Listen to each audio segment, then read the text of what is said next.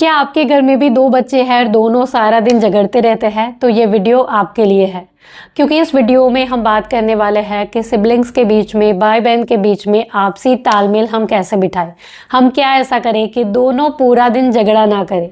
So hello everyone and welcome back to Bhavika's motherhood journal. तो बहुत बड़े ज्ञान की बातें हम नहीं करने वाले हैं, लेकिन बहुत ही प्रैक्टिकल चीज़ें जो मैंने मेरे पर्सनल एक्सपीरियंस से सीखी है वही इस वीडियो में हम डिस्कस करेंगे।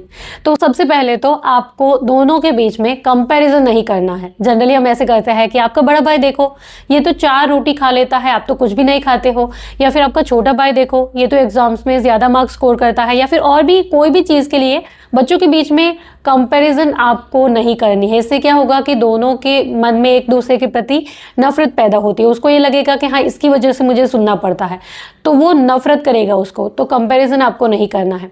इसके अलावा आपको आपके बड़े बच्चे को कभी भी ये नहीं कहना है कि ये छोटा है इसको ज़्यादा खाने दो, या फिर ये छोटा है इसलिए उसको दे दो, या फिर ये ज़्यादा ज़िद्दी है इसलिए उसको दे दो।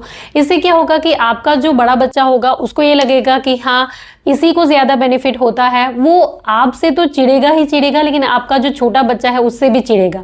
तो ऐसा आपको कभी भी नहीं करना है, क्योंकि क्या होता है कि जो छोटा बच्चा है वो तो हमेशा छोटा ही रहेगा। अभी वो 3 साल का है, जब वो 30 साल का भी हो जाएगा फिर भी वो बड़े बच्चे से तो छोटा ही रहेगा। तो छोटा है इसलिए ज़्यादा देना है, या फिर ज़िद्दी है इसलिए उसको देना है, ऐसे सेंटेंस भी आपको यूज़ नहीं करना है। इसके अलावा आपको उनको ये नहीं कहना है कि आप इधर बैठो आप उधर जाओ। कई बार क्या होता है कि दोनों जब बहुत ज़्यादा झगड़ा करते हैं तो हम क्या करते हैं कि दोनों के हाथ में 2 मोबाइल दे दिए, फिर फ़ोन की जब बैटरी ख़त्म हो जाएगी तब तक के लिए हमारे घर में शांति हो जाएगी, तो हम दोनों को अलग अलग कर देते हैं।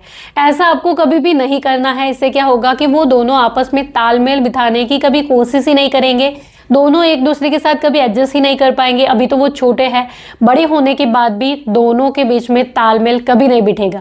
तो दोनों को अलग अलग आपको बिल्कुल नहीं करना है।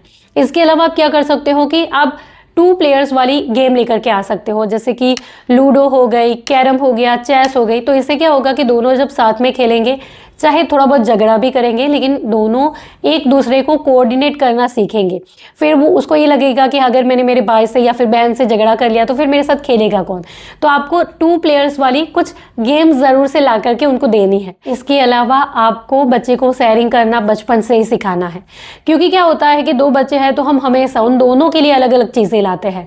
चाहे चॉकलेट्स भी लानी है तो दोनों के लिए अलग अलग चॉकलेट आएगी, ऐसा नहीं करना है। या फिर जैसे आपको अगर 2 चॉकलेट लानी है या 4 चॉकलेट लानी है, लेकिन पहले आप दोनों के बीच में एक ही चॉकलेट दो और बोलो कि दूसरे भाई या बहन के साथ वो शेयर करे। अगर वो शेयरिंग करना सीखेगा, धीरे धीरे उनके बीच में झगड़ा भी कम होगा, वो एक दूसरे के साथ एडजस्ट करना सीखेंगे। सो ये कुछ चीज़ें अगर आप फॉलो करते हो तो धीरे धीरे भाई बहन के बीच में एडजस्टमेंट भी आएगा, तालमेल भी बिठेगा और झगड़ा भी धीरे धीरे कम हो जाएगा।